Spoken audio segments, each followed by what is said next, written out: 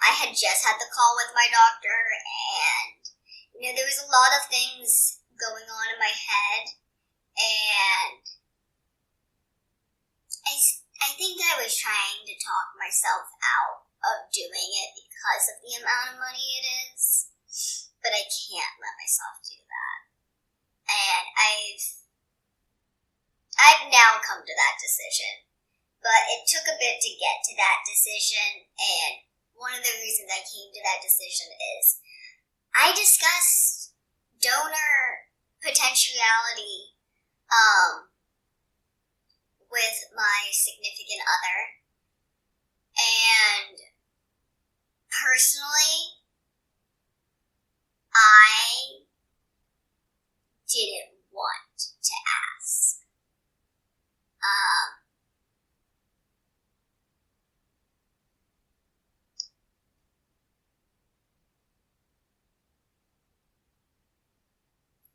My boyfriend is unsure on whether or not that they want to have children that way. And I mean, granted, I get it. Riley's the same way. I feel the same way for mental issues, We all feel like maybe it's not for the best. Maybe we should adopt, or maybe, whatever the case may be, whatever happens,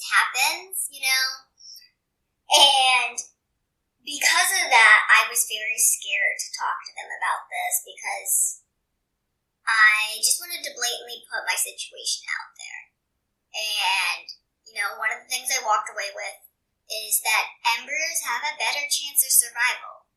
And I have a low egg count. I'm going to be on high drugs or high dose drugs. And no matter how many eggs I get, unless it's a high amount, there's probably a very low chance that it will actually become a human being one day. And to increase that chance, I could look at donations and make an embryo instead. But if I do a donor, I have to pay and go through a screening, and that's a whole different procedure, and I may not have the time for that. So it really is pointed at towards my significant other that, either you're donor and I freeze embryo, or I freeze my eggs, or I see if I can go through the process of finding a donor and see if it's, plausible within the time frame I need to freeze my eggs. Because I need to freeze my eggs within the next 6 months, which is by the end of this year. And that is scary because the beginning of this year went by so fast. It's like I'm looking at it and tomorrow's my birthday and I'm like, how did we get here to the end of June? How did it go by so fast? But either way, back to the conversation because I don't want to get emotional. I was sitting here on the floor having a conversation with my significant other. Talking to them about what I talked in the last video, pointing out the situation, pointing out the numbers. I was playing the conversation in my head for days before we had it. And at first, my significant other had said no. And it kind of crushed me, but I was very understanding. And it's just okay, let's go about it a different way kind of hit. And it's a whole different kind of hit than disappointment.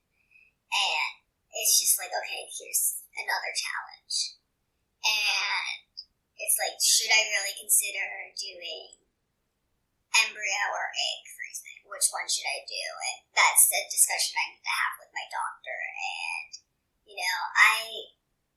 started backtracking into, okay, well, it's fine. Maybe I just, maybe I don't even need to do it because, like, if the eggs aren't going to last without, the sperm donor, then maybe it's not even worth it, and maybe I need to weigh my options and think this through, and I just started backpedaling and started getting really emotional, and, probably was on the verge of a panic attack, and my amazing significant other calmed me down and helped me figure it out, and we came to the decision as of now, we will openly discuss them being donor. But at the same time, we have to be realistic about my situation versus their situation. They do have a job. They, may not be available to be the donor at the time. They may not be in state. They may not be in the area. So we're going to try to figure things out and go about it as soon as I get back from my work situation. I am away till like the middle of July for work, and then I have a couple doctor's appointments, so I'm hoping I can get the doctor's appointment scheduled for right about then. I still need to schedule it. With everything that's going on, I've been trying not to work, to not stress myself out. Anxiety bed, my first anxiety bed ever, and it makes me very tired. And I've been trying to weigh it out. I've been on it for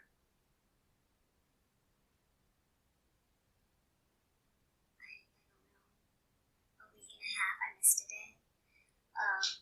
So I've been trying to figure everything out, and thankfully, they did reassure me that whatever I want to do is what we'll do. No matter what they want in life, no matter what I end up wanting in life, what I want to do right now is enough of a reason to go and do it.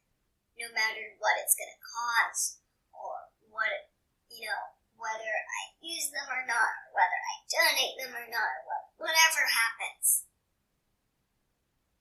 The fact that I have a feeling to want to do it is enough reason for them to support me in doing it. And that's like the most amazing feeling, because I don't get that a lot, and I felt very alone in this situation. So it's nice to not feel alone, and it's nice to know that when I go through this process, whether they're there in person or not, they're in my corner. Because it's a scary process.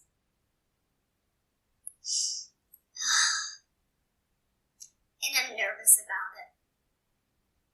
And I've avoided it for so long because my anxiety gets so bad when I think about it.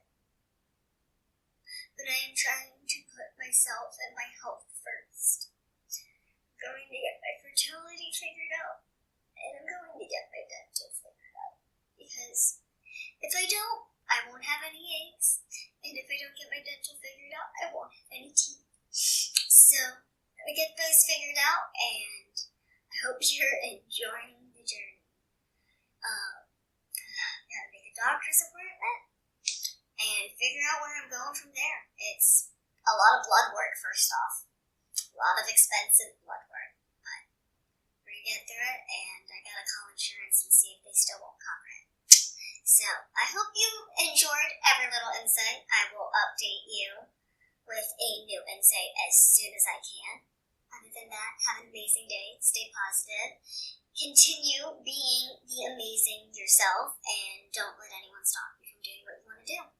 Bye, y'all! Okay, y'all, so this is the part where I say I have opened a GoFundMe to help me on my fertility /dental/side effect medical journey. And, that's just kind of how I live my day as someone who had a form of cancer at a very young age that was very unknown about. And then, what was going to happen to me was very unknown about. Like, my entire life has been a very big unknown, big question mark. And the side effects, we just take them day by day and go through with them. And, new ones pop up every day, and My Fertility was one of them that popped up that needed, a more serious time frame.